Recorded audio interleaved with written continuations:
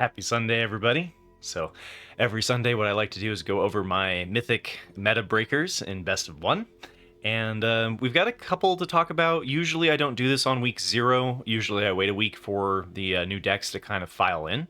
But Foundations had like 500 new cards, and there's a lot of people who are exploring different builds and trying to create new archetypes. And so I think we've got enough to talk about here. I only have 3, right? Because to have my Mythic meta breaker criteria, you have to have a 60% win rate for over 50 games and successfully pilot the deck into Mythic while using the untapped tracker to track your progress. So if you would like your deck shown in the Mythic meta breakers, that's what you got to do. So this one here we've got is a Simic Tempo deck by Play Intelligent, and sometimes this is called Simic Beanstalk or Simic Crabs, and we've had this archetype's been around, especially in Best of 3, and it's kind of a budget option because the only card in here that's a rare is Analyze the Pollen. I think the rest of it is just all commons and uncommons. There might be in one other. Oh yeah, Storm Chaser's Talent, which is relatively important to the build, but still not a whole lot investment to make this deck. And so it's, we've got Totalitarian Terror, which we got in DMU. This is nothing new, but it was included in Foundations, so it will be around for another 5 years. And I think it's a nice tool for the payoff of kind of a whole bunch of spells, which you can enable through like Cash Grab and excuse me, Up the Beanstalk. Part of the reason why this is called Simic Beanstalk sometimes is because this, in combination with casting This Town Ain't Big Enough to draw cards, you can create a loop that is infinite of using This Town Ain't Big Enough to then bounce something of your opponent's or something of yours and the Storm Chaser's Talent, replaying the Storm Chaser's Talent, and then getting it to level 2 to bring back the This Town Ain't Big Enough, which you can do every single turn to then draw a card with Up the Beanstalk, and kind of gives it a nice inevitability to the deck. And you've got some big threats that you can get out really early, like Tolarian Terror off of the Cash Grab, and just the cheap, like Opt and Unsummon are the new cards that are being explored in this archetype over the Into the Floodmaw, and what else was in this deck that they took out? The Sleight of Hand, and yeah, anyway, they tweaked it a little bit to bring in Opt and Unsummon, and it fits well into what you're trying to do with the cheap spells. The Bushwhack can help you find lands or just be a pretty good way of fighting with your 1/1 Storm Chaser's Talent. This allows you to cheaply kind of suicide even the 1/1 into, your Sheltered by Ghosts target and such. Seed of Hope is also a good enabler for the mill strategy, getting your graveyard going so that you can play a discounted crab and your Tolarian Terror, which are your primary win conditions. So if you haven't played this deck, it's definitely a fun deck. I do wonder if it's better suited for Best of 3, but since they went 109 and 68% for a 62% win rate in Best of 1, you can definitely play it in Best of 1 as well.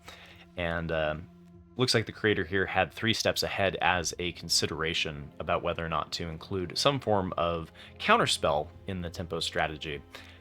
Because we do have like Day of Judgment and more Wraths, and we'll, in general, we're going to see more control coming from white, I think, because of cards like that. And the Consul enchantment for 1 white that makes creatures enter tapped is also a really good tool for control. So we'll definitely keep our eyes on that one. But if you haven't checked out Simic Tempo, it could be a fun time to do it. All right, that's a little better. I don't know why my camera was really cranking the exposure. But the second one that we're going to keep our eye on for sure is what's happening with Boros, specifically Burn, or if it's going to be more of a Prowess deck. And this one is largely just like, it feels a lot like the Boros Auras deck, right? Because you've got the Sheltered by Ghosts, which Heartfire Hero into Sheltered by Ghosts just wins games, right? But we've got the Boros Charm, which works really well with the Slickshot Show-Off. and being able to give it double strike or even give it indestructible if your opponent is trying to destroy it with mono black removal. And then we have the Lightning Helix. So and Burst Lightning is a new card that's largely going to replace Shock in red decks or be played like a 4 of. We'll talk about the main meta decks like mono red aggro and stuff like that tomorrow during my best of 1, best of 3 meta review. So, and then we've got one Mabel here, which is just a nod to Boros Mice. We actually seen more Boros Mice on the ladder than I expected. It's kind of a long forgotten archetype.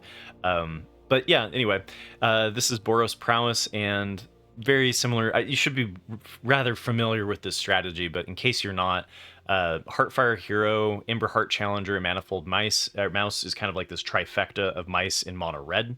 Very popular and has really great synergies, being able to give double strike to your Heartfire Hero while enabling the Valiant so that it continues to grow. And then if the Heartfire Hero dies, you've got the Ember Heart Challenger, which you can target for additional dig. Slickshot Show Off in here, usually not included in... I guess there's been a move away from the Slickshot Show Off's decks unless you're running the Burn Together and the Callous Sellsword. And so this one being brought in because of the Boros Charm. And with the Burst Lightning being able to hit for 4 and the Boros Charm being able to hit for 4 and the Lightning Helix, this definitely has a little bit more of the burn aspect than we would see typically in like a Boros or mono red aggro or whatever you want to call the previous Slickshot Show Off deck, Rakdos aggro.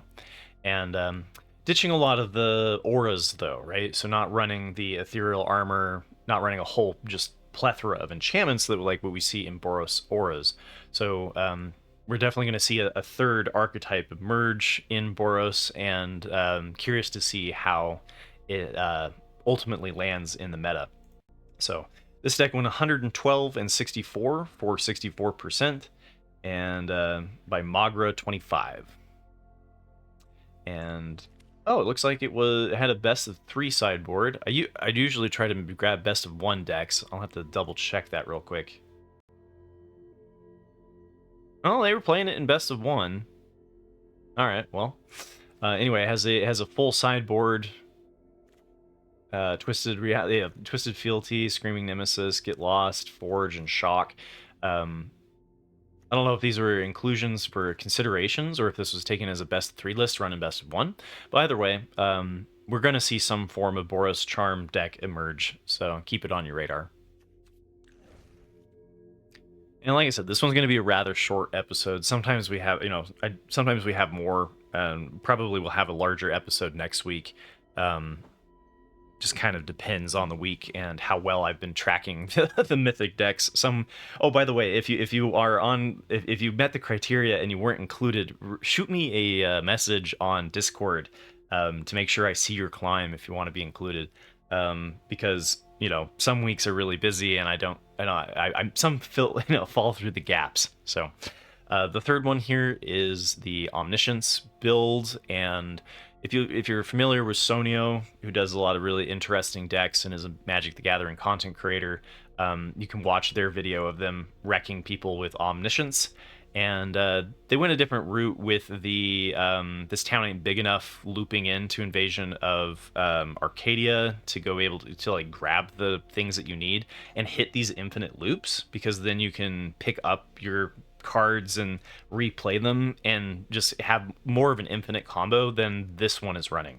But the general strategy of these Omniscience decks is going to be largely the same. It's enabled by Reenact the Crime, and using some form of discard to get the Omniscience into your graveyard so that you can then use Reenact the Crime to then get Omniscience into play on turn 4, and then from there, it's up to you what you want to do, right? This one looking like going for Atraxa and Invasion of Tolvada as a way to kind of create the loop. Jace is a good enabler for getting things into your graveyard. It's another way of, like, instead of discarding it, we can mill 15 and then use the Reenact the Crime to get the Omniscience. So you're going to use Jace the following turn doing React the Crime unless you have a ton of mana, right? You can, I guess, also use this as an alternative win condition of just milling out your opponent. And then into the Floodmaw for a little bit of disruption and unauthorized exit, or disrupting our opponent's plays while we try to hit into our combo. So some interesting options as far as you've got a tempo deck, you've got a more of like a burn deck, and now you've got like a combo deck. So really cool stuff being done and explored. And this one was 33 and 22 for a 60% win rate by Sunbird. So if you haven't checked out the Sonio video, I recommend looking that one up as well. Quite fun to watch the loops. So with that, though, that's going to wrap it up here. I know, usually a little short today, but have a wonderful weekend, everybody, and I will see you all tomorrow for the best of 1, best of 3 meta review, and we'll go over kind of what the top performing decks are, and most of them are kind of still the older decks with some few changes, so meta hasn't shaken up entirely yet within the first week, but always fun stuff. So talk to you tomorrow.